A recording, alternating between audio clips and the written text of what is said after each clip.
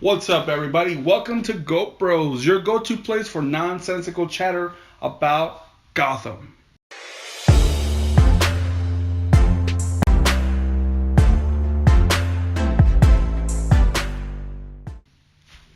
I am Chiba Chuck. And I'm DJ Chiba1, and today we're going to cover and review the second episode of Gotham, Selina Kyle. So let's get into it. Selina Kyle, the episode starts with Bruce burning his hand because he's clearly insane. Psychotic? Right. No, he's trying to conquer his fear. You know how Batman things go. Batman does Batman things. Just living his best life.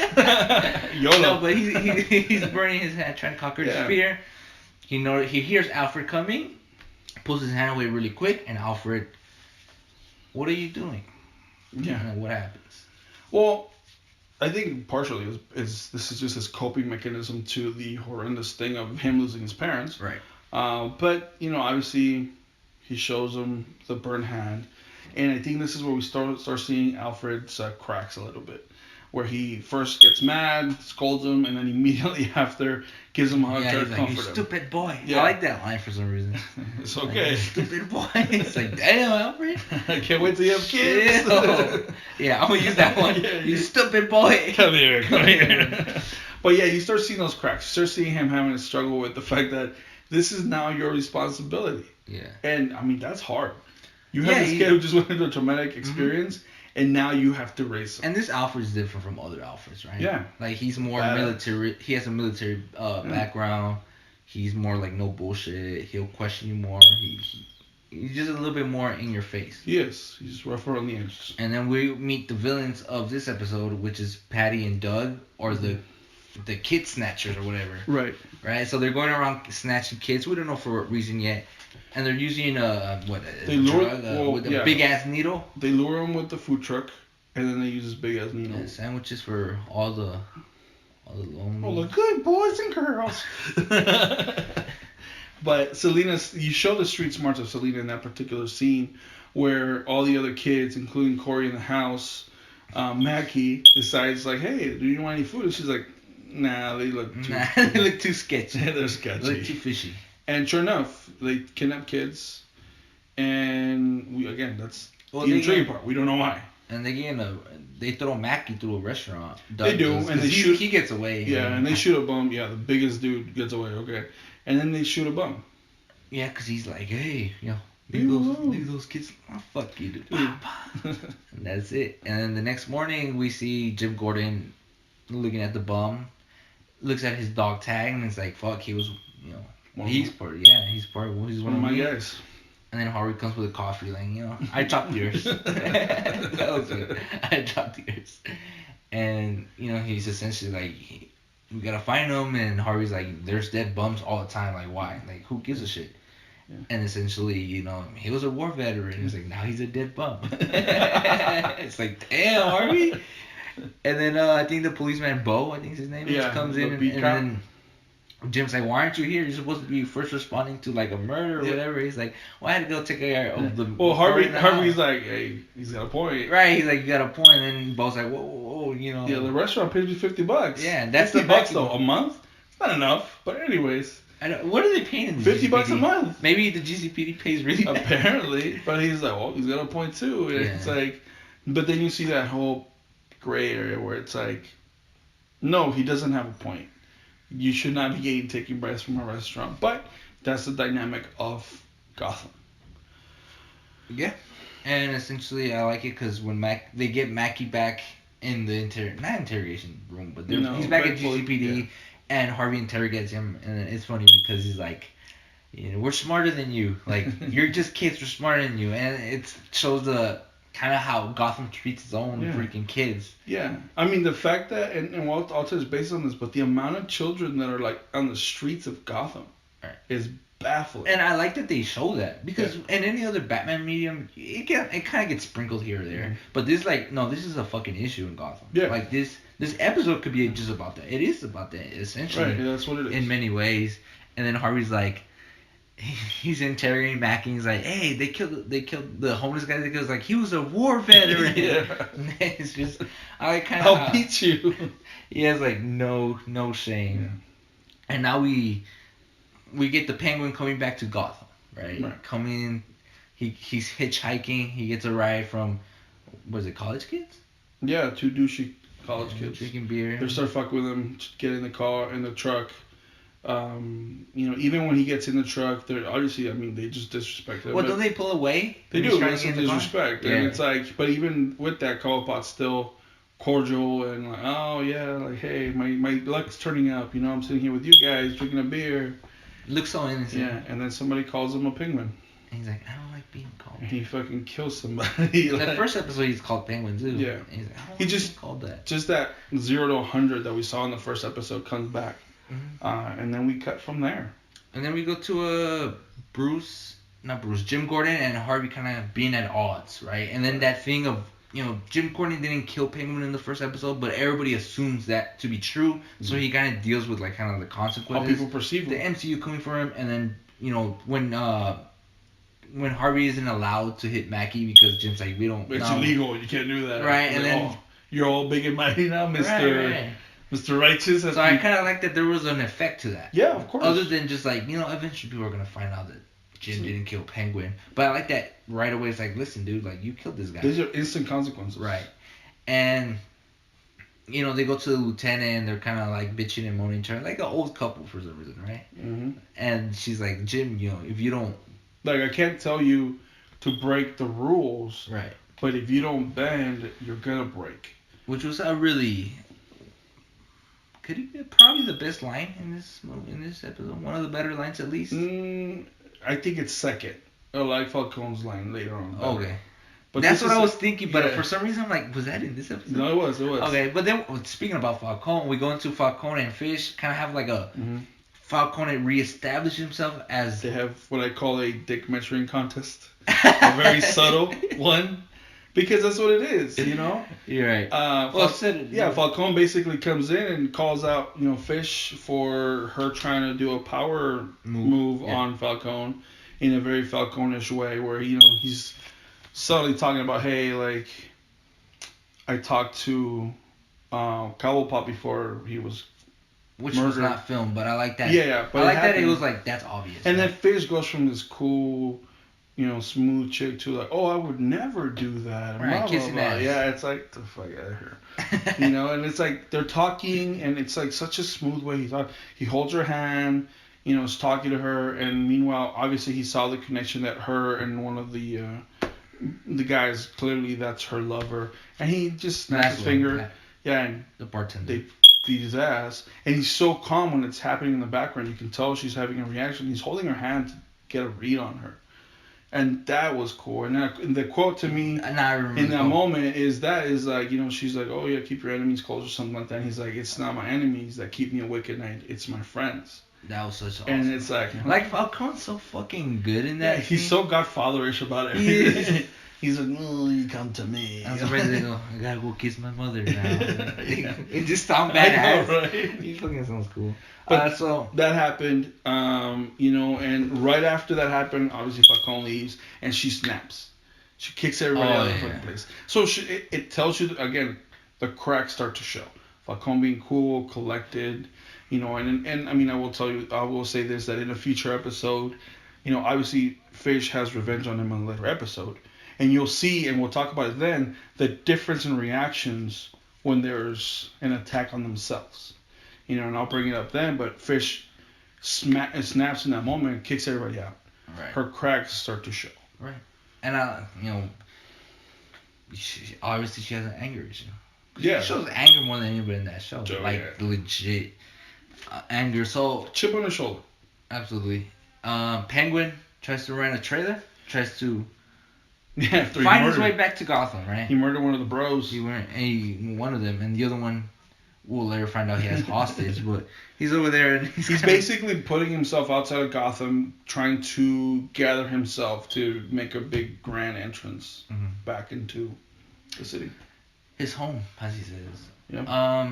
And then we get to Jim interrogating Fish Mooney at her spot. Obviously, not bring Fish in and interrogate her. Mm-hmm. And we go back to the first comment, in the first episode where it's like, if you haven't found anything out in 48 hours, you go talk to Fish. Right. And I would see Jim taking that approach. Right. This shows continuity and like it's not just okay. This episode happened. Yeah, let's keep fishing the story. No, there's a lot of things that were said in the first episode or done in the first episode that comes back here right away, and it's not easily forgotten. It's not like a loose end. No. Right. So Fish is being all secretive about it. Right. Not doing her like she winks like in a wink moment. Right? Like right. Like you can tell it's not her deal, but she knows about it. Right. She tells him like, what she say? She's like, I don't know nothing, but you shouldn't be. But it's kind of like she's like, hey, like who is this? Like all I know is that there's some overseas buyers looking for some young kids, and he's like, well, what do they want? And he's like, I don't know. Like, well, who do you want them for? He's like, I don't know. And if I was you, I'd stop search. Like her delivery there. Yeah, awesome. It's like you see, like we just saw her rage in this episode and the previous one, and like she looks like. Yeah, she's like, yo, about to get smacked, boy. But that's Jim's hard-headedness again coming in. Like, dude, he has no tact whatsoever. Like, his approach is horrible with these situations where he's like always being aggressive and it's like, no, I need to know. It's like, dude. Well, he has that would have probably worked in any other city. Yeah, but this is Gotham and you don't play that. You have to know your power struggles and who the people are. And up to this point, like Harvey's a better cop than Jim Gordon in Gotham City. He's got experience in Gotham. So next we move on to what I think is a better Barbara Gordon than in the previous episode, right? She has purpose. Purpose now, not just Jim, your excellent suit. Do I look pretty today? Do I look pretty? You don't want to go there? Oh, that's fine. Kiss, lay down. Obviously, when we go back to the kids being kidnapped, or Jim is obviously the commissioner or the lieutenant says, "Hey, don't talk about this to the press. Let's keep it hush hush," for PR reasons. Jim's venting to Barbara about this. Right. And Barbara does what? Barbara calls the Gazette and puts it out there. And we go back to, like I said in the first episode, I wasn't sure if she was just eye candy or eventually gonna be a moral compass. I'm just saying her introduction in that first episode, her dialogue was just horrible. Yeah, I get that. And now they utilize her more. She again becomes that moral compass to Jim. That bounces That's off Jim's Jim. reflection. As an audience, you see Jim go through all of this, and you see what he really feels venting to Barbara. Mm-hmm. But now she's incorporated herself in the plot by saying that. And then next up we get the supplier. The supplier is now negotiating because now there's heat on him. Negotiating. He's trying to extort more money. More money. Because of that heat. Because now because of what Barbara it was put out in the Gazette and stuff like that. That's also when I see Jim kind of tinkering into the gray area right before they go in there. The commissioner obviously there at the precinct, and she's like, "Who told Harvey? Did you tell?" He's like, "No." And then they go to Jim like, "Jim, did you tell?" He's like, "No." Right. And then that's it. And then they go back to being out right outside the supplier's place. And then Harvey's like, "Did you tell?" He's like, "No." I'm like, "Did your girl tell?" He's like, "I couldn't help it," And obviously they make the comment about like, you keep that under control. These rich broads need firm handling. It's like, but the point is motherfucker. Now he's in that gray area where it's like, technically, I didn't say anything. Right. Now he's and I've always been a firm believer. He's getting his feet wet. He's getting his feet wet, and I've always been a firm believer. If you start an argument with technically, you're probably wrong, right? Technically. Yeah, but then they walk inside and they try to play it off, and then there's a shootout. I mean, nothing really too eventful happens there. Jim gets his first kill. He gets his first kill. Right, because one of the guys that worked there was he gonna kill the children? He's gonna kill the children. The evidence, so to speak. Yeah. And Jim comes in there and gets his first kill. The kill wasn't anything corrupt, right? I just had a Halo moment when he's like, he got his first kill and yeah. A headshot to the ground. No, he kills the guy that was trying to obviously murder the children there to kind of get rid of the evidence. It was nothing. What I like about it, it's subtle, right?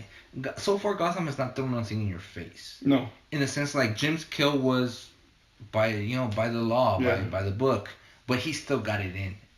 And he still, like you mentioned previously, he got his feet wet in the gray area with lying. Like, technically, I didn't call it in. Right. And now he getting his first kill. He goes to Fish Mooney, which he knows is a shady character. Mm-hmm. Like, he's starting to learn how to maneuver himself in the Gotham way. And then from that... The mayor. The mayor talks about... Yeah, they're wrangling the kids. They're wrangling all the kids. Wrangle the kids. And it's funny because there's two things to that side. There's the PR side, and then there's the reality of it. Which there is to everything, right? Yeah, and there is. And these things can have consequences. The PR side, he's like, we're gonna take care of these children. We're gonna make sure they're in good homes. We're gonna like take care of you, the youth that we care about. And then behind closed doors, when Jim questions them on it, it's like some will go to good homes, the others will go to juvie. Right. And it's like, what? WTF, bro? Yeah. And Patty and Doug actually kidnapped the one bus. Yeah, one bus. But okay, but so it's still too much. This is my point. This is my point too. I was gonna, I talked about earlier. There's busloads, like multiple busloads of it's like huge epidemic. Yeah. Like kids in Gotham are like stray dogs. Like you just mentioned the PR and what's really felt and how these kids are really felt. The mayor's like three or four kids are fine, but a busload, like no. It's like, now we know where your morals are. Like 3 or 4, that's okay, but hey, they're dead bums according to them. But now that's a busload, they're fucking better. And it's not even the fact that it's just the busload; it's the fact that it's the same kidnappers. So it's like, come on, like none of them should be okay. But again, it's a TV show, so we'll go with it. Right, and then they're interrogating the supplier from the shootout at the drugstore, and then Harvey finally gets to beat on this guy. Finally gets to beat on somebody with Jim Gordon.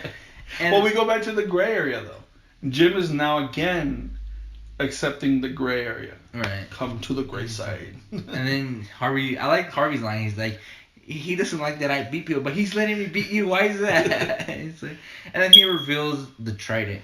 Yeah. What he says, he doesn't call it a plate. Yeah, he calls it a fork and a plate. And then Jim later on figures out, it's this trident from this this area, and but we cut to in that moment though. You also have when they leave the conversation with the mayor and stuff like that. Alfred's waiting for Jim. Right. Because mom's having a problem with the kid at home. There's a reason I say that. Alfred comes over, like, hey, can you come over to the house? What's his name? Bruce respects you. What's his name? Come over during tea time, whatever. You mean Batman. So basically, hey, come over, help me, and talk to some sense to this kid who's, hanging out of ledges and burning his hands and shit. Right. Like, but right now we gotta go drawing into rock. Right now we gotta go take care of a busload of kids. So. Yeah, we cut to a scene of the kids coming out of the bus and Selena Kyle is not there. She's not on the kids. They miss Cameron. This is one of the parts of this episode that kind of bugged me a little bit. Mm-hmm. Because so you're missing a child. You're on a bus. She walks in, looks at the first 4 rows, kind of looks in the bag, and all Selena does is goes from around. Gets on top of the seat. Check the whole fucking bus. Yeah, I think that scene was just trying to convey Selena Kyle's being stealthy. It just didn't work.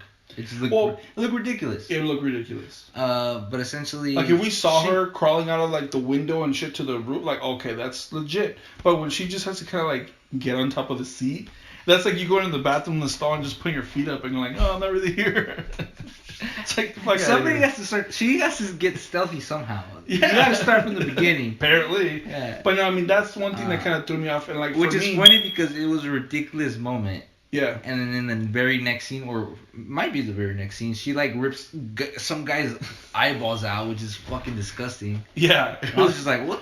To me, that they showed it. That was like, I'm like, wow, okay, they went all out. And especially because we don't get enough of Selena Kyle, right? Up to this point, for the fact you can tell she's like a little smart ass. For the fact that the entire episode is named Selena Kyle, she's really not featured in this episode. Like it's almost like we kind of follow her during that story. My think is Selena Kyle you're right, it's not about her.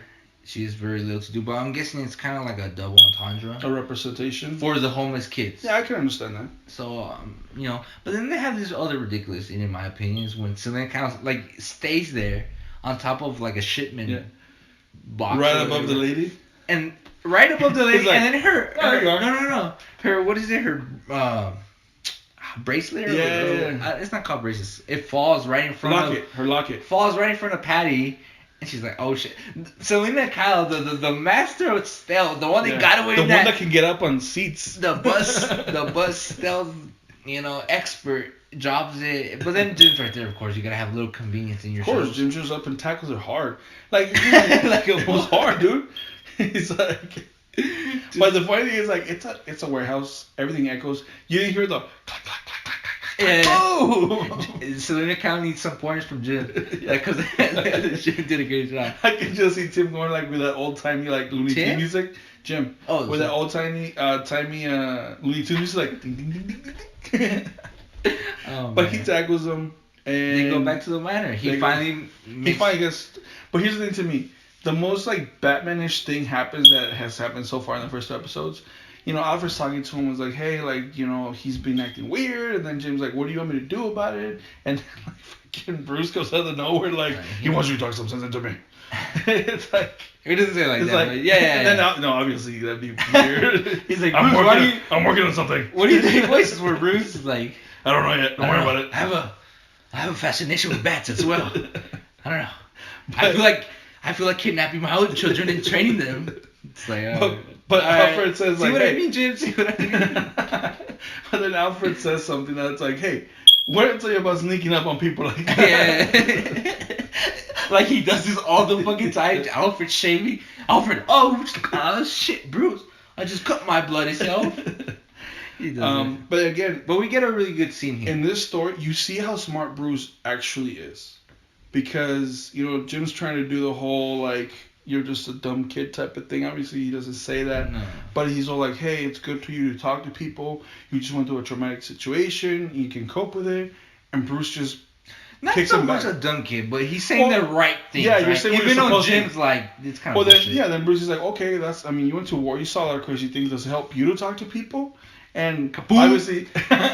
Bat points. But obviously, like, Jim's not gonna be like, obviously he's not as obvious as I am right now, but he's like, no, Yeah. it helps. And it's like, yeah, bullshit, and he calls him on it, you know. But then they, you know, obviously change the conversation now into the, you know, the Lost Boys of Gotham. The what? And the Lost Boys, I call them the Lost Boys Oh. of Gotham. And he's like, hey, well, they look raggedy, maybe I can buy them clothes. Which, I mean, he's a child. He could see it that way. And Jim's like, you can't throw money at everything, Bruce. Money can't solve it. Yeah. And I think this is one of those things when I talk to you about it. And I agree with you. This is not as a direct nod to, what's his... Dick Grayson. Yeah, Dick Grayson. But it's his first real step into the whole orphan, you know, realm, I guess you could talk to him. Right. Next scene, Penguin. He's extort. It's a very funny thing. He's trying to extort money. He killed one of the guys in the SUV, but he pretty smartly like kept one of them like, you know, I need some money. He's wearing his clothes. I know, right? Like pop the collar, boy. That's insult to injury, but he's dead, so it's not really injury. So he's kidnapping the other college kid. Are they college kids or am I just tripping? I just call them bros because they're bros. All right, the Gotham GoatBroz. They're Gotham Gotham bros. Like he's interrogating and calling, I guess, their mom or something. He's like, I would kill him or whatever, and the mom doesn't believe him. Like he even says to negotiate. Right. Like, man, if $10,000 is too like. Yeah, like man, we can settle for 5,000. But then we go back to the lack of But respect. that's like the nice thing. Like she was getting the nice penguin, and then she hung up, and then he has the maniacal laugh. He's like, now he's gonna go 0 to 100 on this. He's the only this person guy. I can see saying like, oh, you must be such a scamp. He's the only person I can say scamp and still seem threatening. Yeah, mostly because you saw him like fucking knife Yeah. him. So it's like, all right, that dude's kind of about to die. And the funny thing is that you don't know No, I like that they left it to. because they just cut onto the next scene. I mean, Yeah, yeah, it's safe to assume. I like that this show kind of doesn't. tell But you so everything. far, here's the Because thing. you know because it's Gotham. But right? Penguin's only killed when he absolutely needs to. Sure. So Oh, I don't know if he needs to now. And then the final scene here we cut into is Selena Kyle being transported or in the way to getting into the buses to go back to juvie. She's arguing with the social worker and she's like, give me Jim Gordon. You know? And she's like, oh, the police officer are too busy. I was like, but if you don't do it, I'm gonna say you touched me. Yeah. Which I thought was funny because it's not like you hit me or anything. No. Because that would have been fine. It's her understanding of the streets. Absolutely. If I say he hit me, it's like, he hit Bitch. all of you. You know? You need help? Right? And then you touched me like that. Yeah. That's Harvey's like, I didn't want you to punch a kid. I know, Garvey. And then we get the big cliffhanger, which is Selena Kyle apparently knows who killed the Waynes. Yeah, he tells him, I saw who killed the Waynes. So we'll see how that turns and out. Then, Gotham. Dun, dun, I don't know the songs. I don't know what I'm It's jingling. 2 episodes, bro. I don't know if it's right. I don't know what the fuck the theme is. Like, I know the theme, but I can't recite it. Alright, so there you go, guys. Our review of Gotham, episode 2, Selena Kyle. Please leave a like, a comment, and subscribe to GoatBroz for more nonsensical chatter about just nerd culture. Yeah, make sure you follow us on GoatBroz YT on Twitter. We are active on that as well, individually at Chiba Chuck. DJ Chiba 1, 01, and we will see you next time. Deuces. We patted down at the same time. 25 minutes. Alright, there we go. Like it. Part of that is us talking too, so. Because we see this fucking episode.